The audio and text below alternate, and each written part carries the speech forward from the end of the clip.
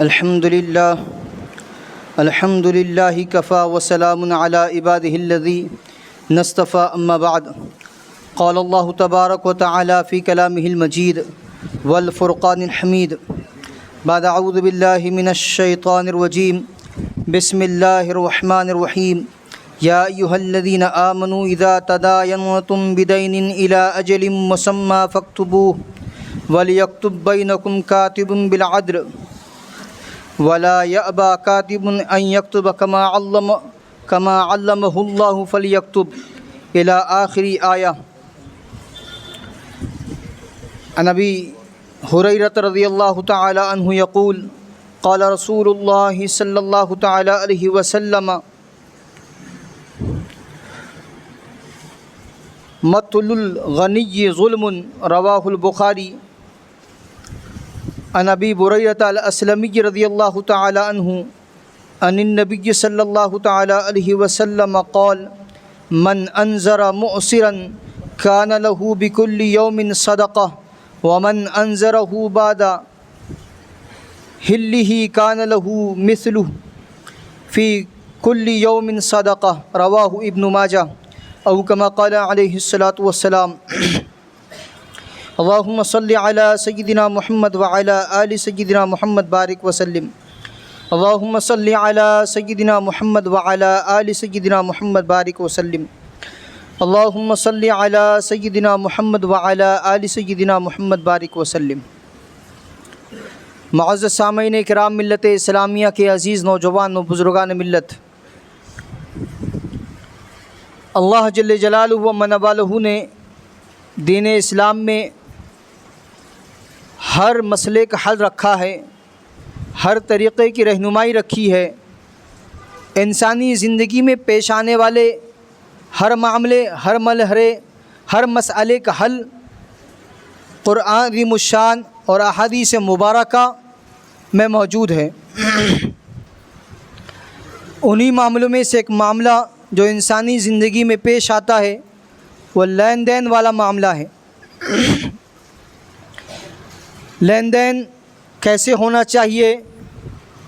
جب کسی کو کوئی چیز دی جائے، کسی سے کوئی چیز لی جائے تو کیا معاملہ شریعت میں رکھا گیا ہے اور شریعت کیا رہنمائی کرتی ہے، اس سلسلے میں چند باتیں آج گوش گزار ہونی ہے۔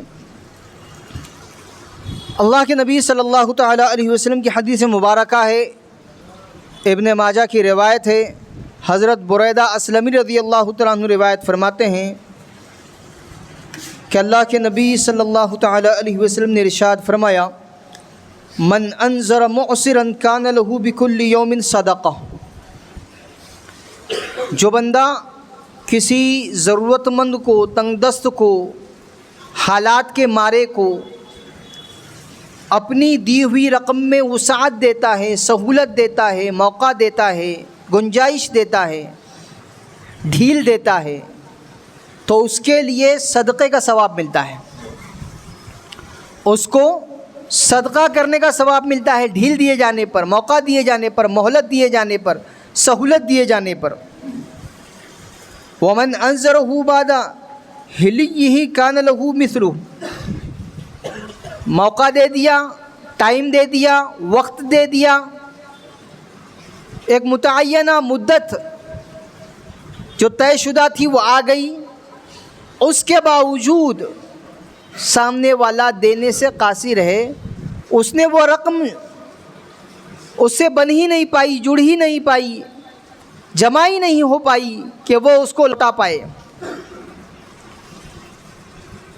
اب اس پر وہ مزید مہلت دے رہا ہے، مزید وقت دے رہا ہے، مزید گنجائش پیدا کر رہا ہے اس کے لیے کہ ٹھیک ہے یہ پریڈ تھا ہمارا طے شدہ، اس میں آپ دے نہیں سکے، جمع نہیں سکے، میں اور ایک آپ کو تاریخ دیتا ہوں، اس تاریخ تک دے دو۔ مزید سہولت دے دی، فرمایا وقت آنے پر جو اور سہولت دے دے کان لہ مثلہ، تو اس کے لیے پہلے جیسا ہی ہے۔ ایک آدمی نے قرض دیتے وقت جو سہولت دی تھی، جو وقت دیا تھا، اس کو صدقے کا ثواب مل رہا تھا، اب یہاں اگلی تاریخ دیے جانے پر بھی صدقے کا ثواب مل رہا ہے۔ اور صرف صدقے کا ثواب نہیں ہے، فرمایا فی کل یوم صدقہ، ہر وہ دن جس کو اس نے بڑھایا ہے. مثال کے طور پر 20 تاریخ طے تھی، اب اس نے بڑھا کر 10 دن اور بڑھا دیے، 30 تاریخ کر دی، تو یہ جو 10 دن بڑھے ہیں ہر دن صدقہ کرنے کا ثواب ملے گا، ہر دن صدقہ کرنے کا ثواب ملے گا. ابن ماجہ کی روایت ہے.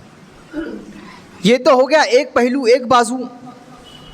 اس کا ایک دوسرا رخ بھی ہے. بعض لوگوں کا مزاج بن چکا ہے کہ اس کی ٹوپی اس کے سر، صرف لینا ہے دینا نہیں ہے. بہت زیادہ نرمی دکھا کر، ضرورت دکھا کر، منت سماجت کر کے پیسے نکالے جاتے ہیں، لیکن جب واپسی کی بات آتی ہے تو اڑ جاتا ہے بندہ. ہاں میں نہیں دے سکتا، نہیں دوں گا، تجھے جو بند پڑتا ہے کر لے. یہ جو ڈھوس دیا جاتا ہے، دادا گیری کی جاتی ہے، اس پر شریعت کیا کہتی ہے؟ بخاری شریف کی روایت ہے، سیدنا ابو ہریرہ رضی اللہ تعالیٰ عنہ راوی ہیں، روایت فرماتے ہیں قال رسول اللہ صلی اللہ تعالی علیہ وسلم مطل الغنی ظلم. اوساط آ گئی، گنجائش آ گئی، پیسہ آ گیا، وہ چیز آ گئی جس کے دینے کا وعدہ تھا، اس کے باوجود ڈیلے کر رہا ہے، اس کے باوجود نہیں دے رہا ہے. فرمایا یہ ظلم ہے، اس کو ظالم ہونے کا گناہ ملے گا، ظلم کرنے کا گناہ ملے گا. ہاں، اور ظلم جس کے بارے میں حدیث مبارکہ میں کیا، ظلم ظلمات یوم القیامہ، تاریکی ہوگی، اندھیرا ہوگا قیامت کے دن ظلم کرنے والے کے لیے. اب یہ جو لین دین والا معاملہ ہے، ہم کسی سے کوئی چیز لیتے دیتے ہیں، کوئی سودا کرتے ہیں، کوئی ڈیل کرتے ہیں، قرآن عظیم الشان میں مستقل آیات اس کی رہنمائی میں نازل ہوئی ہے. سورۃ البقرہ اللہ تبارک و تعالیٰ ارشاد فرما رہے ہیں یا ایھا الذین آمنوا اذا تداینتم بدین الی اجل مسمی فاکتبوہ. اے ایمان والو، جب تم کسی معین میعاد کے لیے ادھار کا کوئی معاملہ کرو، ایک طے شدہ مدت قرار پا رہی ہے کہ اس مدت کے لیے ہماری یہ ڈیل ہو رہی ہے، یہ ہمارا لین دین ہو رہا ہے، جب کوئی معاملہ کرو تو اسے لکھ لیا کرو. یہ شریعت کی رہنمائی ہے. ہم لکھتے نہیں اس لیے پچھتاتے ہیں، ہم لکھتے نہیں اس لیے خسارہ اٹھاتے ہیں، نقصان اٹھاتے ہیں. لکھ لیا کرو. اور تم میں سے جو شخص لکھنا جانتا ہو انصاف کے ساتھ تحریر لکھے، اور جو شخص لکھنا جانتا ہو لکھنے سے انکار نہ کرے. جب اللہ نے اسے یہ علم دیا ہے تو اسے لکھنا چاہیے، اور تحریر وہ شخص لکھوائے جس کے ذمے حق واجب ہو رہا ہے، اور اسے چاہیے کہ وہ اللہ سے ڈرے جو اس کا پروردگار ہے، اور اس حق میں کوئی کمی نہ کرے. ہاں اگر وہ شخص جس کے ذمے حق واجب ہو رہا ہے ناسمجھ یا کمزور ہو، یا کسی وجہ سے تحریر نہ لکھوا سکتا ہو، تو اس کا سرپرست انصاف کے ساتھ لکھوائے، اور اپنے میں سے 2 مردوں کو گواہ بنا لیا کرو. ہاں اگر 2 مرد موجود نہ ہو تو 1 مرد اور 2 عورتوں کو گواہ بنایا جائے جنہیں تم پسند کرتے ہو. جو تمہیں پسند ہے ایسے لوگوں کو گواہ بناؤ، تاکہ ان 2 عورتوں میں سے ایک بھول جائے تو دوسری یاد دلا دے. اور جب گواہوں کو گواہی دینے کے لیے بلایا جائے تو انکار نہ کرے. اور جو معاملہ اپنی میعاد سے وابستہ ہو جائے، چاہے وہ چھوٹا ہو یا بڑا، اسے لکھنے میں اکتاؤ مت. چھوٹا سا تو معاملہ ہے، اس کو کیا لکھنا، اس کی کیا ڈیل، اس کے لیے کیا جو ہے تو کاغذ خراب کرنا. قرآن اس کے لیے کہہ رہا ہے کہ چھوٹا ہو یا بڑا معاملہ اسے لکھ لیا کرو. یہ بات اللہ کے نزدیک زیادہ قرین انصاف اور گواہی کو درست رکھنے کا بہترین طریقہ ہے، اور اس بات کی قریبی ضمانت ہے کہ آئندہ شک میں نہ پڑو گے. دیکھو کتنی بڑی بات اللہ فرما رہے ہیں کہ جب تم لکھ لو گے، چاہے چھوٹا معاملہ ہو یا بڑا معاملہ ہو، لکھ لو گے تو شک پڑ نہیں سکتا. لینے والا کچھ بول رہا ہے، دینے والا کچھ بول رہا ہے، نہیں ایسے نہیں ایسے بات ہوئی تھی، ایسے نہیں ایسے بات ہوئی تھی، دونوں مکر رہے ہیں ایک دوسرے کی بات سے. یہ سوال ہی پیدا نہیں ہوگا جب لکھ لیں گے اور گواہوں کی دستخط رہے گی. ہاں اگر تمہارے درمیان کوئی نقد لین دین کا معاملہ ہو، سودا ہو، تو اس کو نہ لکھنے میں تمہارے لیے کوئی حرج نہیں ہے. کیش ڈیل کر رہے ہو, سامنے والا رقم دے رہا ہے, آپ چیز دے رہے ہو, اب اس کو لکھنے کی کوئی ضرورت نہیں ہے. اور جب کوئی خرید و فروخت کرو تو گواہ بنا لیا کرو. میں نے یہ بیچا ہی نہیں, میں نے یہ خریدا ہی نہیں, اس کی کوئی سوال ہی پیدا نہیں ہوگا جب گواہ بنائے جائیں گے. اور نہ لکھنے والے کو کوئی تکلیف پہنچائی جائے نہ گواہ کو. اور اگر ایسا کرو گے تو یہ تمہاری طرف سے نافرمانی ہوگی. اور اللہ کا خوف دل میں رکھو, اللہ تمہیں تعلیم دیتا ہے اور اللہ تعالیٰ ہر چیز کا علم رکھتا ہے. اور اگر تم سفر پر ہو اور تمہیں کوئی لکھنے والا نہ ملے, ادائیگی کی ضمانت کے طور پر رہن قبضے میں لے لیے جائیں. اب دیکھو ایک معاملہ یہ ہے جو ہمارے یہاں پر غلط استعمال کیا جا رہا ہے. کوئی بھی چیز, کوئی بھی معاملہ جب قرار پا رہا ہے تو اسے لکھا پڑھی کرنی چاہیے. قرآن کی آیت بتا رہی ہے کہ اگر لکھنے پڑھنے کا موقع نہیں ہے لیکن ڈیل ہونا ضروری ہے. آپ نے کسی کو کوئی رقم دے دی, کوئی چیز دے دی, اب اس کی گارنٹی کے طور پر, اس کی ضمانت کے طور پر سامنے والا اپنی کوئی قیمتی چیز, جس کو ہمارے یہاں کہتے ہیں گھان رکھنا, رہن رکھنا, یہ دے رہا ہے. یہ کیا ہوتا ہے؟ ضمانت ہوتی ہے کہ میں آپ کی چیز لوٹا دوں گا, جب لوٹا دوں گا تو میری چیز آپ مجھے واپس کر دینا. جیسے آج کل ہوتا ہے کہ سونے پر پیسے دیے جاتے ہیں, سونا اپنے پاس گروی رکھتا ہے اور ایک رقم دیتا ہے, تو یہ جو گروی رکھی جا رہی چیز ہے اس کو رہن کہتے ہیں. ہمارے یہاں یہ ہوتا ہے کہ یہ رہن پر بھی سود لیا جاتا ہے, حالانکہ یہ شریعت کی نگاہ سے غلط ہے. رہن رکھا اس لیے جا رہا ہے کہ سامنے والا متعینہ مدت میں اپنی وہ رقم واپس کرے گا, تو آپ کا یہ کام ہے کہ اس کی جو امانت آپ نے رکھی ہے وہ اس کو لوٹاؤ.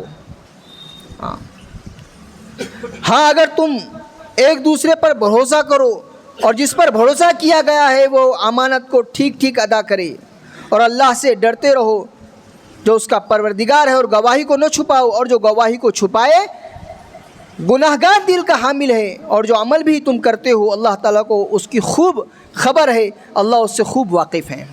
تو یہ جو رہن والا معاملہ ہے اس میں بھی غلط استعمال کیا جا رہا ہے کہ اس پر سود لیا جاتا ہے جو حرام ہے.